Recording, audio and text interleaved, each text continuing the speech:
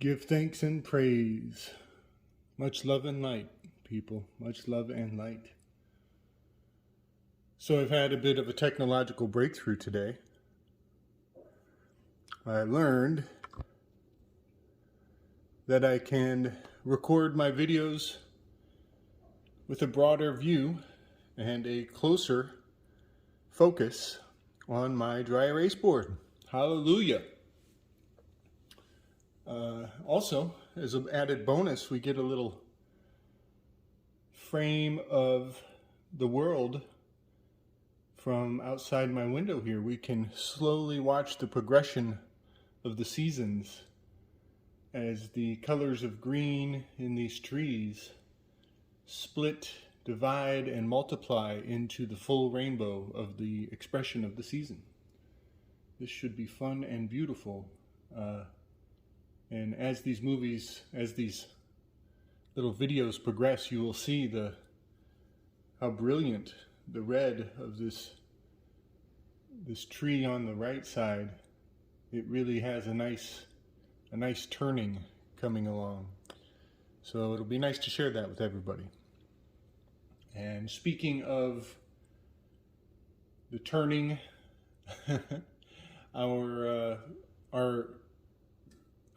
research is progressing as the 4 royal stars have progressed through the signs of the zodiac.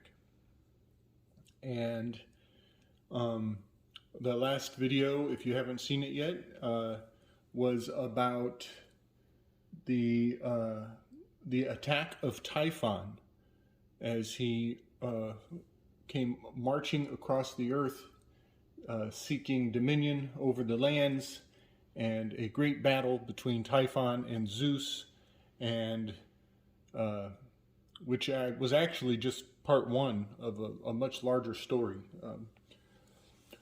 But I wanted to kind of posit something I might have left off in that in the last video, and maybe give some continuance to the video before that. And that is, there were the 8 deities of Egypt. They went into hiding. They took on the form of animals. And there were actually 8 of them on the list. And Typhon would make for 9. Also, Pan is duplicitous. It's very complicated, but what I want to say is, Typhon equals a hybrid of 4 different animals. So conceivably, the 8 minor deities of Egypt, they could be an embodiment of that fasty calendar, that 9-month dissecting of the wheel of time. And Typhon could conceivably be a remelding of the dynamics of the heavens, and might explain a change, a turning of an epoch from a 9-month calendar into a 12-month calendar, and blending them together. Just a thought that I've had, and I just wanted to put that forward. And also in my 2 videos back, we talked about how Ovid was writing a poem called Fasti, in which he gave mythological value to the sections of the sky. And the name Fasti refers back to the old calendar, the 9-month calendar. And Ovid is a master of metamorphosizing animals, gods, man, humans, deities. And so all of this history is handed to us in very small, encapsulated stories. They're condensed down to very quick little ideas, icons, myths, and legends. And so a lot of what I'm trying to do in this series is, dissect them, split them up, rearrange them, put them in positions that make sense for us to look through a modern day lens and essentially decode the alterations of time. And so I find it kind of fascinating that one of my favorite myths is this myth we're doing today. It is the myth of the Sphinx. And the Sphinx is known for speaking in riddles. In fact, there is a grand riddle presented in the story of the Sphinx, and that is what we will be focusing on today.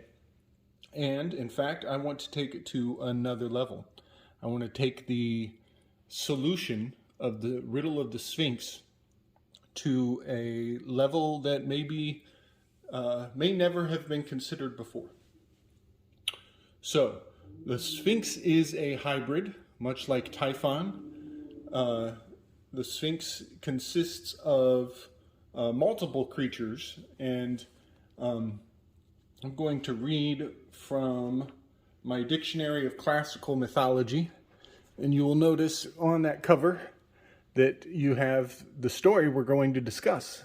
We have Oedipus speaking to the Sphinx, and the Sphinx is upon a stone, a bit of a pedestal, if you will, and you can see what a hybrid the Sphinx is. So, a woman's head, the wings of a bird, and the body of a cat. In this story, the tail is of a snake. And there are some hints and some indications that the Sphinx is a descendant of Typhon, mythologically. Typhon was imprisoned under Mount Etna. And Mount Etna is said to be in the land of Thebes, and the Sphinx is located in the land of Thebes in this myth. Also, another character that's very valuable to many of my videos from the past is Vulcan. And Vulcan is said to have established his forge in Mount Etna. And so when Mount Etna erupts, people would say that is Vulcan, or also known as Hephaestus. And that's just him firing up the forge and crafting weapons and devices of the gods. So I just wanted to put all of that together, that Typhon is buried under Etna, Vulcan has his forge in Etna, and the Sphinx is located in Thebes, not far from that location, and is a descendant of Typhon. So I believe that the mount, this is the mountain.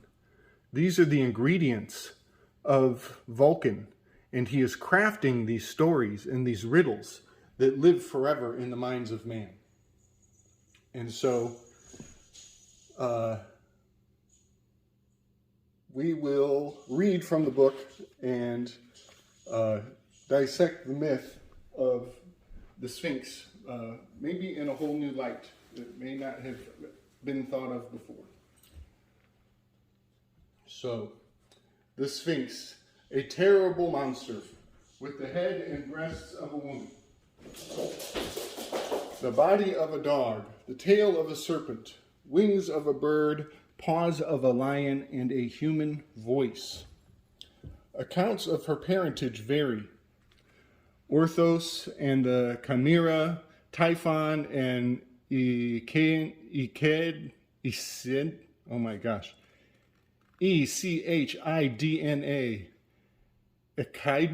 Echidna, Orthos and Echidna. It is said Hera sent the Sphinx to the vicinity of Thebes to punish the family of Cadmus. Perched on a rock near Thebes, the Sphinx proposed the following riddle. God bless everybody. What creature walks on 4 legs in the morning, 2 at noon, and 3 in the evening? Those who could not answer were dashed against the rocks or devoured by the monster. The Thebans were told the Sphinx would destroy herself when the riddle was explained.